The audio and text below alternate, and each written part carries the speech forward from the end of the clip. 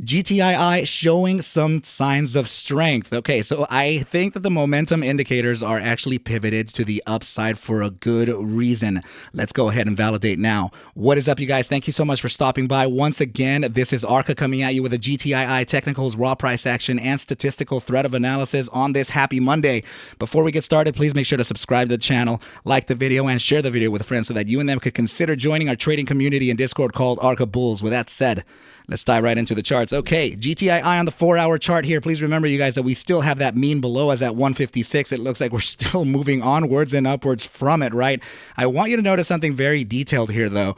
Notice how the expansion from the Bollinger Bands are actually starting to pivot towards the upside, right? That's literally expansion. So that usually is indicative of a continuation of a price action. So if we are on an uptrend, then that could be telling us that the continuation for that uptrend is kind of what we're looking for here, okay? So, or indicative of it, right? So let's go ahead and move on to the next chart to see what we have for GTII. Okay, so this is that massively speculative back test of mine, right? That very test that I am actually calling about a $10 target with a 971% move to the upside.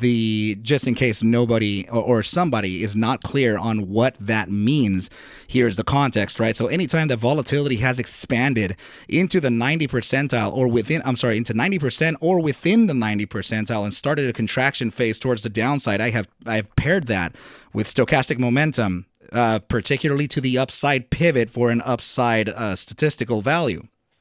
Now, anytime that has happened, I have taken into account, let me just go ahead and get this a little lower, right? So I have taken into account the upside thrust, right? The duration of the iteration, and the amount of times that volatility versus momentum have guessed that upside correctly and incorrectly. Okay, so that gives all of these are the samples, right, from the from the entire trading history of GTII. Of course, here's that weird little effery, right? You have that little dinosaur suggesting that that's the beginning of the trading. Of course, it is not.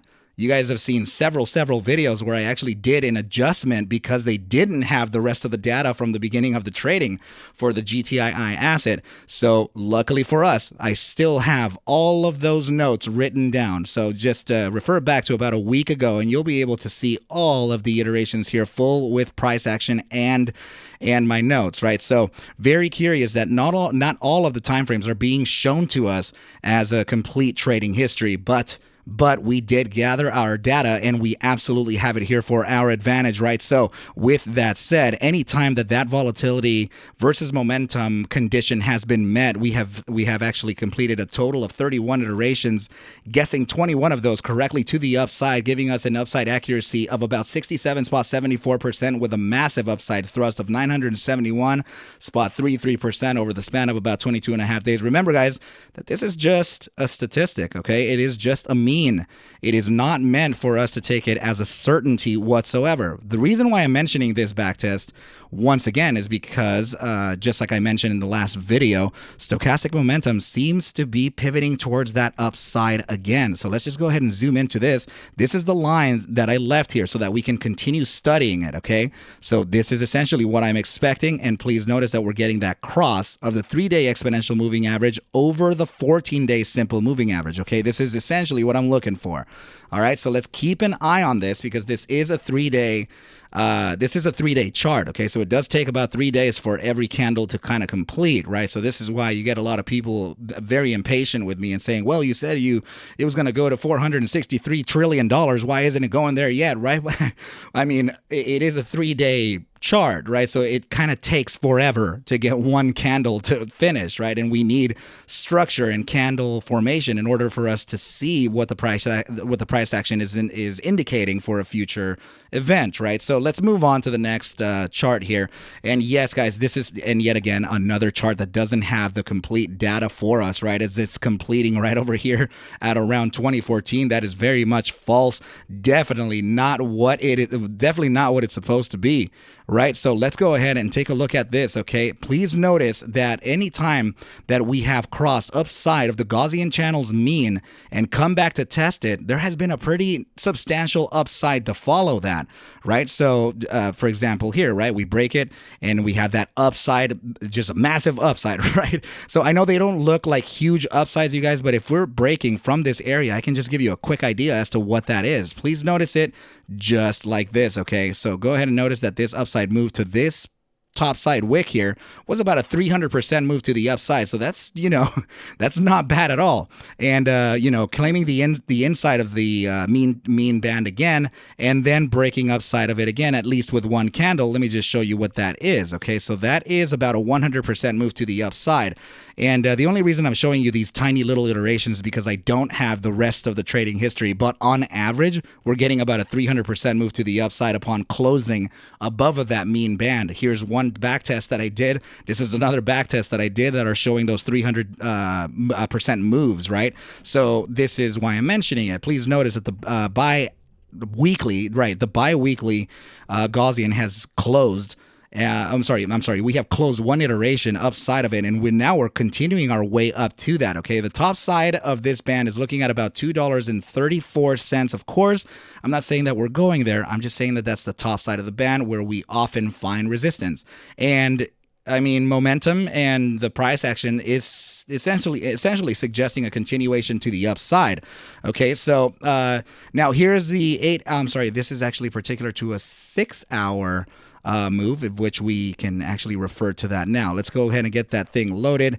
We still have the EMA 3 above the EMA 14, so this is still good. Okay, the only thing is that I'm noticing there's just a little bit of a kink there, but that doesn't always fulfill as a weakness, right? And also sometimes we can face some type of little, you know, pause before a continuation onto the upside, just like this, right? It could be that type of thing, just like we've been talking about, guys, for days and days and days, right? So particular to the 6-hour backtest, we have 30 iterations throughout the entire trading history of it, right? So this particular backtest was very, very conditional, though.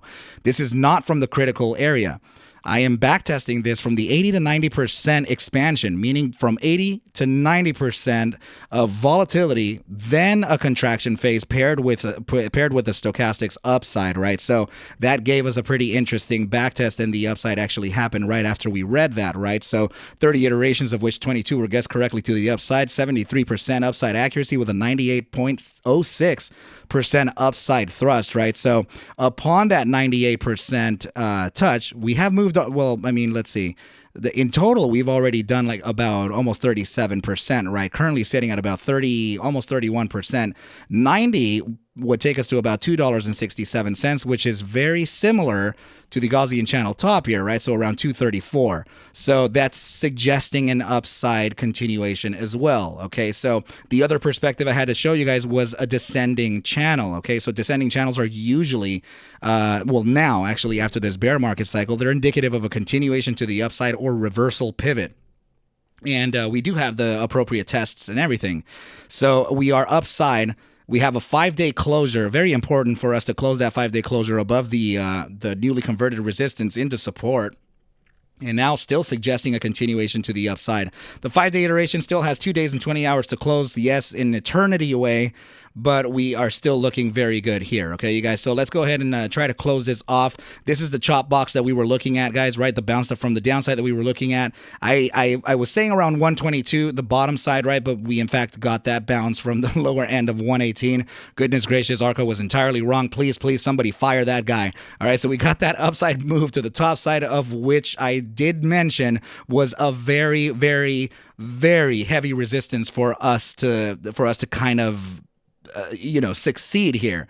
Okay, you guys. So I just want you to know that the succession above this 180 is very critical. We absolutely need to break upside of this and convert it into an area of support before continuing on to that upside. It is of incredible importance that we beat this inflection point.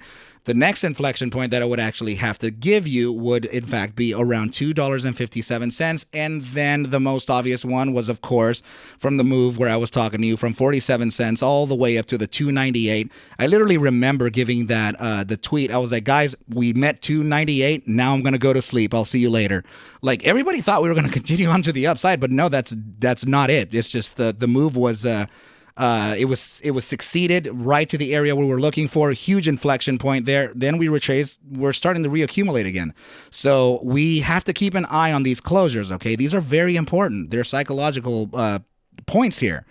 Okay, so let's go ahead and see what we have in the last part of the analysis. And this is essentially what I'm telling you about GTII having an upside kind of bias here, right? So if we are looking at the RSI 30-minute immediate short term, there could be a little bit of a loading zone for the straggling bulls, right? So whoever hasn't gained that position may very well see it in the very, very early session, potentially tomorrow. And I'm really talking about early session, as I do see an upside continuation here after about the first 2 hours of trading. Okay, so jumping in at the 4-hour time frame, you can see that we still have an upside pivot here and starting to correct.